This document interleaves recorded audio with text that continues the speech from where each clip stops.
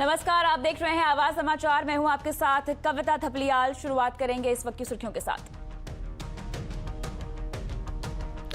बाजार ने लगाई तेजी की हैट्रिक। 3 दिनों में निफ्टी 193, सेंसेक्स 600 अंकों से ज्यादा चढ़ा। आज भी सेंसेक्स में रही करीब 300 पॉइंट की तेजी। निफ्टी 11,400 के पार।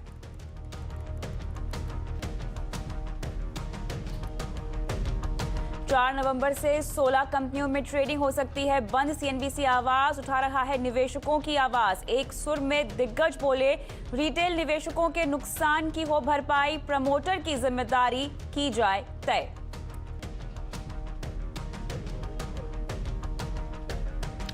इकॉनमी में स्लोडाउन, चिंता की बात नहीं, सुधार और बेहतरी का मौका। इंडियन मोबाइल कांग्रेस में बोले पीयूष गोयल। 5G और IOC पर जियो ने किया आगाह। कंपनी के प्रेसिडेंट मैथ्यू ओमेन ने कहा, टेक्नोलॉजी बदलने पर ध्यान दें ऑपरेटर्स। IOC चार्ज सिर्फ पुरानी टेक्नोलॉजी का नतीजा। आतंकवाद पर जीरो टॉलरेंस। गृह मंत्री अमित शाह ने नेशनल सिक्योरिटी गार्ड्स के 35वें स्थापना दिवस पर कमांडो को बढ़ाया हौसला। वीर सावरकर को भारत रत्न दिलाने का बीजेपी ने किया वादा। महाराष्ट्र चुनाव के लिए बीजेपी का संकल्प पत्र जारी। 1 करोड़ युवाओं को नौकरी देने की बात।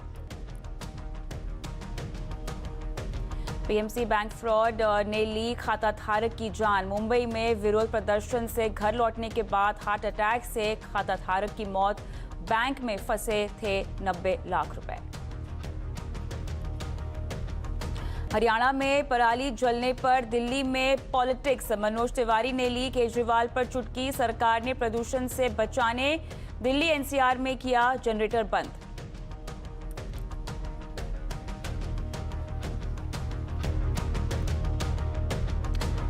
खबरों की ओर बढ़े उससे पहले आपको बता दें कि विप्रो ने दूसरी तिमाही के नतीजे अपने पेश कर दिए हैं और जो आंकड़े आए हैं उसमें कंपनी की आय और एबिट मार्जिन अनुमान से बेहतर दिखाई दे रहे हैं, लेकिन डॉलर आय अनुमान से चूकी है।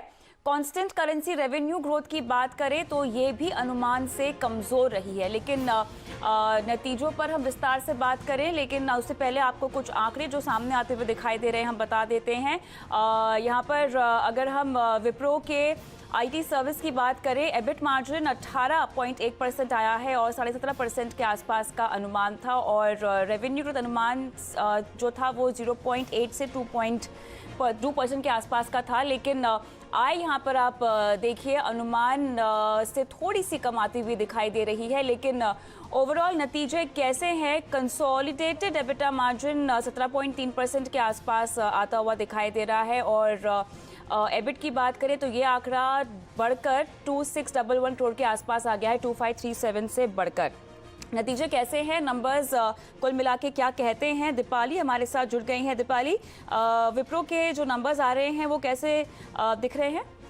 नंबर्स अगर विप्रो के देखें तो वैसे तो एक्सपेक्टेशंस के उन्होंने बीट किया है, लेकिन कांस्टेंट करेंसी ग्रोथ जो है, जो सबसे इंपॉर्टेंट होती है, सबसे पहले देखा जाता है नंबर्स में, वो अनुमान से कम रही है। 1.1% की कांस्टेंट करेंसी ग्रोथ इस तिमाही में कंपनी की रही है। हालांकि एक्सपेक्टेशंस ये थी कि 1.2 से 1.3% की रेंज में रह सकता है, तो इस आंकड़े ने जरूर डिसअपॉइंट किया है। लेकिन इस आंकड़े के अलावा अगर आप बाकी फिगर्स देखेंगे, rupee revenue, dollar revenue, EBIT margin की, तो स्लाइटली बेटर रहे हैं एक्सपेक्टेशन से। मार्जिन से अगर आप देखें तो 17.5% की एक्सपेक्टेशन थी, 18.1% रहा है। लेकिन इन नंबर्स में दो चीजें बहुत इंपॉर्टेंट है। एक तो इस तिमाही में कांस्टेंट करेंसी ग्रोथ जो कि एक्सपेक्टेशन से कम रही है, इसके अलावा कंपनी ने जो गाइडेंस दी है उसको अपर साइड रेस किया है। ये एक इंपॉर्टेंट फैक्टर है जो कि पॉजिटिव है, क्योंकि अगली तिमाही के लिए कंपनी ने जो रेवेन्यू ग्रोथ है वो 0.8 से 2.8% कर दिया है। एक्सपेक्टेशंस ये थी कि 0 से 2% के ब्रैकेट में रहेगा, लेकिन इसको लगभग 80 बेसिस पॉइंट दोनों बैंड्स यानी लोअर और अपर बैंड दोनों तरफ ऊपर की तरफ रिवाइज किया गया है। तो ये एक्सपेक्टेशन से बेटर रहा है।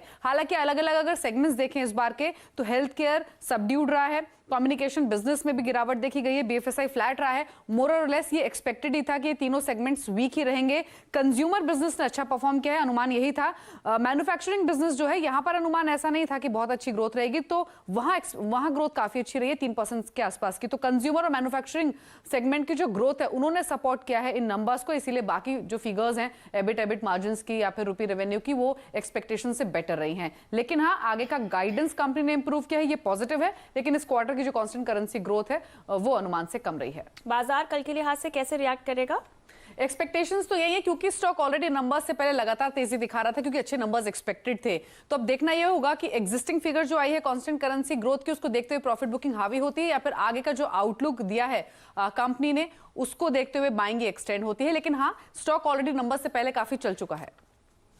ऑलराइट, तो यहाँ पर विप्रो के Q2 नंबर्स आते हुए तमाम डिटेल्स के लिए शुक्रिया दीपाली। लेकिन हम आगे बढ़ेंगे और रुक करेंगे शेयर बाजार में आज हुए कारोबार की ओर, जहाँ पर बाजार में लगातार तीसरे सेशन मजबूती कायम रही।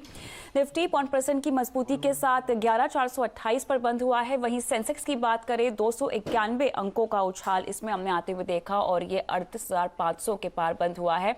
आज बैंक शेयरों ने भी अच्छी बढ़त दर्ज की है, जहाँ बैंक निफ्टी खासतौर से 450 अंक मजबूत हुआ है।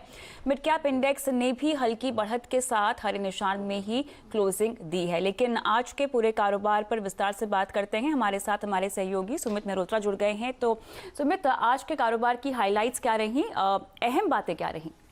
देखिए, लगातार तीसरा सत्र है जबकि भारतीय बाजारों में आज तेजी देखने को मिली और ये तीसरे सत्र के अंदर निफ्टी ने एटलीस्ट 11,400 के स्तरों को होल्ड किया। ये सबसे क्रूशियल चीज़ है। बाजार की शुरुआत वैसे तो तेजी के साथ ही हुई थी और मार्केट उसे होल्ड भी कर रहा था, लेकिन हाँ, सेकेंड हाफ में जैसे ही चाइना से रिलेटेड खबर आई उसके बाद भारतीय बाजारों में तेजी का जो रुख है वो और बढ़ता हुआ दिखाई पड़ा। खास तौर से मेटल स्पेस में जो तेजी है वो काफ़ी ज़्यादा बढ़ते हुए दिखाई पड़ी। निफ्टी 11,400 के पार बंद हुआ, सेंसेक्स करीब 38,500 के पार बंद हुआ। एक समय में बैंक निफ्टी करीब 500 अंक ऊपर था, लेकिन क्लोजिंग तक आते आते रफली 400 अंकों के आसपास की बढ़त रही। मिड कैप इंडेक्स तो हरे में था, स्मॉल कैप इंडेक्स में आज थोड़ी सी प्रॉफिट टेकिंग जरूर कह सकते हैं, वहां पे स्लाइटली गिरावट थी, लेकिन ओवरऑल मार्केट का जो मूड था आज पॉजिटिव साइड पे ही देखने को मिला। तो मेजरली ज्यादातर सभी इंडिसेस हरे निशान में थे और खास तौर से मेटल जिसे लीड कर रहा था, बैंक लीड कर रहा था, एफएमसीजी में खरीदारी देखने को मिल रही थी, ऑटो में अच्छी खरीदारी थी। तो जो मेजर इंडिसेस हैं वहां पर खरीदारी का ही आज के सत्र के अंदर रुख देखने को मिल रहा था और ट्रेड डील की जैसे जैसे खबरें आती गई वैसे वैसे इंपैक्ट मेटल स्पेस में और सेलेक्टिव ऑटो जैसे कि टाटा मोटर्स जैसे शेयरों में आज देखने को मिला। लेकिन इसके अलावा आज हमने किन सेक्टर्स और शेयरों में हलचल देखी? देखिए, पहले निफ्टी कुछ बढ़ने वाले शेयरों की बात की जाए तो आज ऑटो और मेटल का ही दबदबा यहां पर देखने को मिला। दोनों ही जो फ्रंट लाइन गेनर्स रहे हैं पहले दो, उनमें मेटल के स्टॉक्स रहे हैं और साथ साथ ऑटो के शेयर रहे हैं। आयशर मोटर लीड कर रहा था तेजी को, वेदांता करीब 4% ऊपर था, जी एंटरटेनमेंट 3.5% और ओएनजीसी रफली 2.5% की बढ़त यहां पर देखने को मिली। गिरने वाले शेयरों में भारतीय एयरटेल लगातार तेजी के बाद कुछ हद तक प्रॉफिट टेकिंग, इन्फोसिस आज भी लगातार दूसरा दिन जब बिकवाली में, भारतीय इंफ्राटेल 1% नीचे और टाटा मोटर्स हालांकि शेयर बंद लाल निशान में हुआ लेकिन लोअर लेवल से एक स्ट्रॉन्ग रिकवरी के साथ इसने अपनी क्लोजिंग दी है। इसके अलावा मिड कैप इंडेक्स में जेएसपीएल मेटल स्पेस से लीड करता हुआ, टाटा मोटर्स टीवीएस मोटर 3% ऊपर, एस्कॉर्ट 3% ऊपर और रॉयल इंडिया भी करीब 3-3.5% की बढ़त यहां पर भी देखने को मिली। मिड कैप में गिरने वाले शेयरों में आईजीएल लगातार हाईज के बाद आज कुछ प्रॉफिट टेकिंग, एम&एम फाइनेंशियल 1.5% नीचे, चोलामंडलम फाइनेंशियल करीब 1.5% नीचे और आरईसी भी करीब 1 से 1.5% टूटकर बंद हुआ। एफ&ओ में बढ़ने वाले शेयरों में अदानी ग्रुप के शेयरों में अदानी इंटरप्राइजेस करीब 6% ऊपर, स्ट्राइड्स फार्मा 5%, आइशर 5% और बॉश करीब 4% का उछाल यहां पर भी देखने को मिला। एफ&ओ लूजर में पहला नाम इंडिया बुल्स हाउसिंग का, नेगेटिव न्यूज फ्लोज का इंपैक्ट, जस्ट डायल करीब 5.5% नीचे, वोडाफोन 4% और भारतीय एयरटेल भी करीब 3% की गिरावट साथ बंद होता हुआ दिखाई पड़ा। आज मेटल में तेजी थी तो मेटल में सबसे पहला नाम हिंदुस्तान कॉपर, वेदांता, जेएसपीएल और एनएमडीसी सभी के सभी शेयर 3.5 से लेकर 4.5% तक की बढ़त के साथ बंद हुए। ऑटो में आयशर मोटर लीड कर रहा था तेजी को, एक अच्छी बढ़त वहां पर रही करीब 5% की, बॉश 4%, टीवीएस मोटर 3% और मदरसन सुमी भी करीब 2% की बढ़त के साथ बंद होते हुए दिखाई पड़े। बैंकिंग में आज तेजी का नाम था फेडरल बैंक के, नंबर से ठीक पहले यहाँ पे खरीदारी, कोटक महिंद्रा बैंक 2% ऊपर, आरबीएल एकाएक ब्लॉक के बाद शेयर चढ़ा और इंडसइंड बैंक करीब 2% ऊपर बंद हुआ।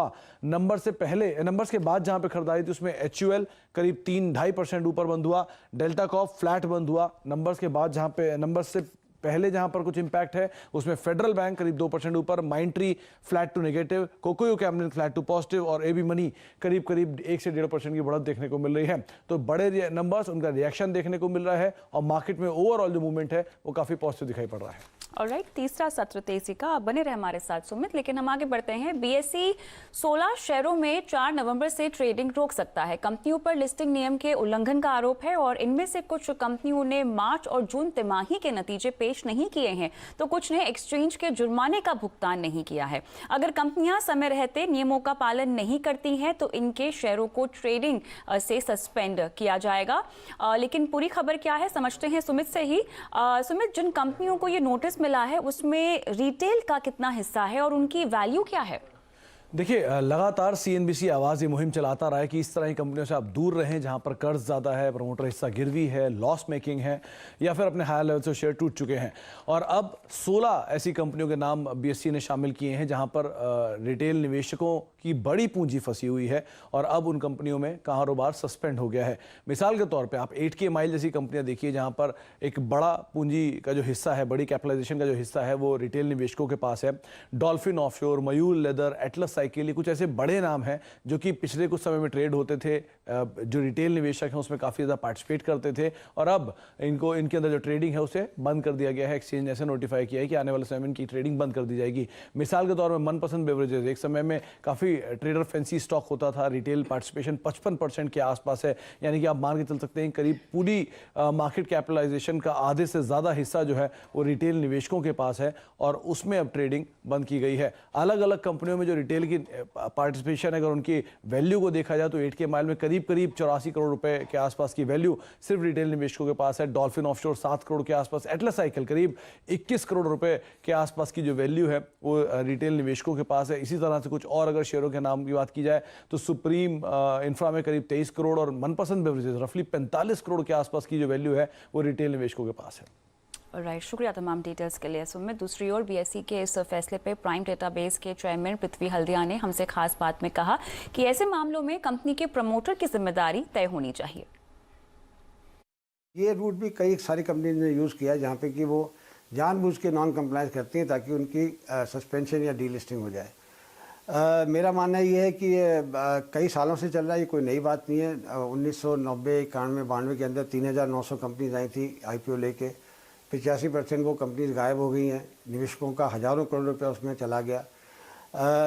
एक सेबी और स्टॉक एक्सचेंज के पास एक इन्वेस्टर प्रोटेक्शन फंड होता है। मेरा मानना ये है कि जहाँ भी फ्रॉड हुआ है, जहाँ पे नॉन कंप्लायंस, थोड़ा इन्वेस्टिगेशन ज़्यादा करना चाहिए। जहाँ भी फ्रॉड हुआ है वहाँ पे प्रमोटर्स के असेट्स पे चार्ज लगाना चाहिए, उनसे पैसा रिकवर करना चाहिए।